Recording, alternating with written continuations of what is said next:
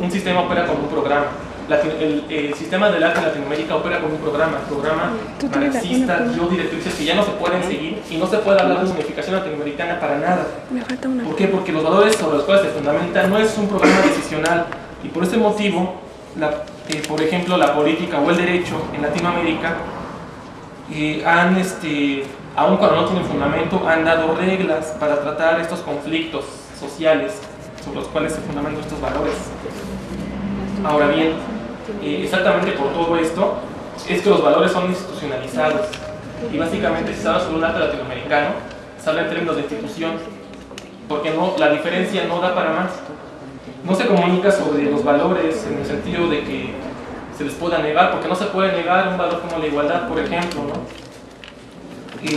Y es un apriorismo bastante falto de bases en este sentido. Un valor expresa preferencias, por supuesto, y esta es únicamente su función, puesto que el valor, la tarea del valor, lo que tiene que hacer es asegurar un nivel de consenso que sea indiscutido y necesario en una sociedad que no depende más que del propio pasado como nosotros, y que hace contingente todas sus estructuras y que debe entonces buscar un consenso para todas sus decisiones, por ejemplo, mediante una política basada en la democracia, como la mexicana. Entonces, los valores posibilitan una unidad simbólica y todos los valores, hay que observarlo, son idénticos en términos de producción de desigualdad, absolutamente todos. ¿Por qué? Porque los valores de alguna u otra manera llevan una carga de desigualdad fuerte, sea en términos de estudios, en términos económicos, en términos culturales, etc. Entonces los valores únicamente nos llevan a contingencias y esto es bien curioso. ¿Por qué? Porque la diferencia desde la cual se trata de unificar lo latinoamericano no es suficientemente abstracta ni concreta, ni una ni otra, para poder hablar de una unidad entre el gobierno de Chávez y el de Calderón, por ejemplo, de Morales y de Lula, o la moderna democracia chilena y el comunismo cubano. Y lo anterior, estas insuficiencias generan conflictos, obviamente. El arte se trata de ver en el arte se trata de ver o exigir elementos o directivas en su programa que son totalmente ajenos a su forma de funcionar y además irrealizables, pues la diferencia desde la que se reclaman tales deberes no da para más. Entonces se trata de imponer un programa de arte. Es claro el hecho de que por un lado la organización de los conflictos sociales que llevó a los artistas y pensadores a una toma de conciencia sobre las implicaciones extra artísticas de su trabajo, obviamente es algo que no se puede negar y que todos hemos vivido en un momento.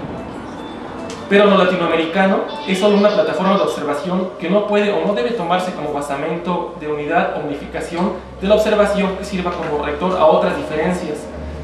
Y para terminar, hay que hacer notar nada más que esto dificulta la comunicación en un movimiento de inflación, lo que causa a nivel social un desarrollo erróneo o una reflexión mal orientada sobre el arte, en este caso latinoamericano, que en lugar de aclararlo, lo dificulta y lo oscurece.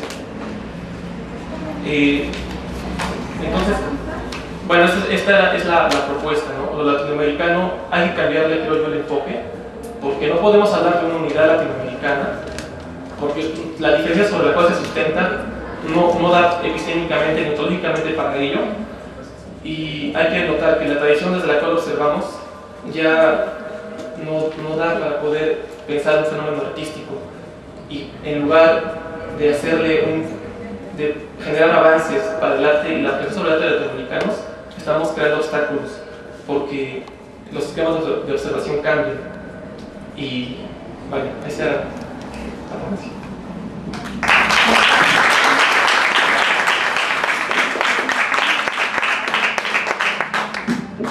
Bueno, a continuación la ponencia La tradición como fundamento de lo contemporáneo por Julio Broca. Gracias. Creo que la ponencia del compañero es profusa y él aborda varios aspectos.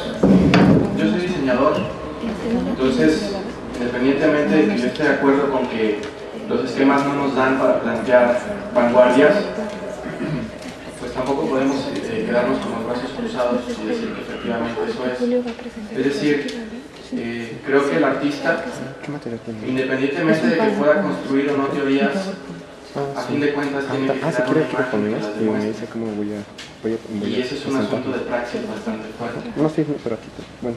Porque no nos podemos quedar en hacer la teoría nada más.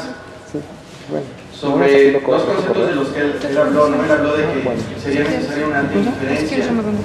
Nuevamente, los creadores de mensaje, los creadores de imagen, o de un lenguaje bajo cualquier tipo de, ya sea visual o lingüístico, como quieran verlo, no podemos tener una alta indiferencia, más bien es un asunto de profunda comprensión, porque nosotros tenemos que deconstruir lo que estamos observando y después rearmarlo para crear una vanguardia. Y aquí el término por el que nos vamos a pelear es con el de vanguardia. ¿Cuál es la importancia también de la ponencia del compañero? Y creo que la que vamos a coincidir todos, pues es en nuestra realidad inmediata.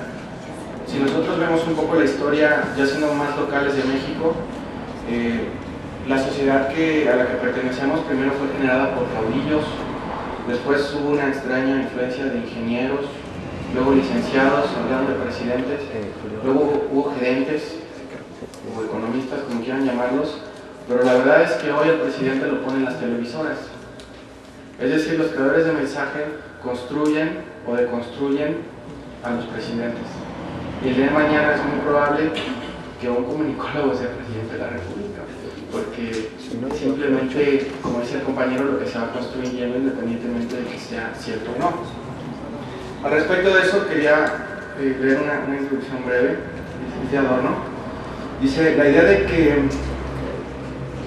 el mundo quiere ser engañado se ha hecho más real de lo que jamás pretendió ser. Los hombres no solo se dejan engañar con tal de que eso les produzca una satisfacción por fugaz que sea, sino que incluso desean esta impostura aún siendo conscientes de ella. Se esfuerzan por cerrar los ojos y aprueban, en una especie de espacio por sí mismos que soportan, sabiendo lo que provoca. Presienten sin confesárselo que sus vidas se hacen intolerables tan pronto como dejan de aferrarse a satisfacciones que, para decirlo claramente, no son tales. Pero hoy la hábil defensa de la industria cultural glorifica como un factor de orden el espíritu que puede llamarse sin temor ideología.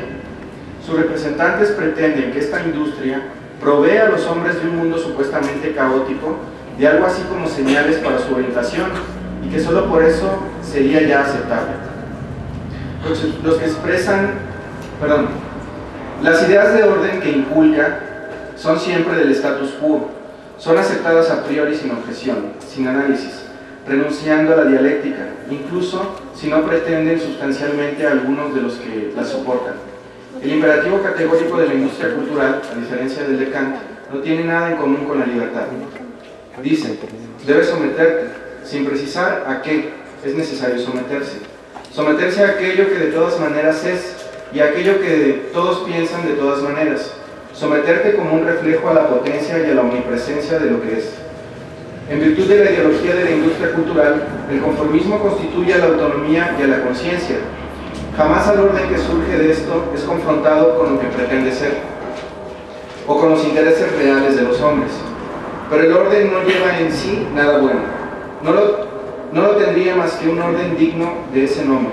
Que la industria cultural se preocupe poco por esto, que alabe el orden in abstracto, no hace más que testimoniar la impotencia y la falta de fundamento de los contenidos que transmite.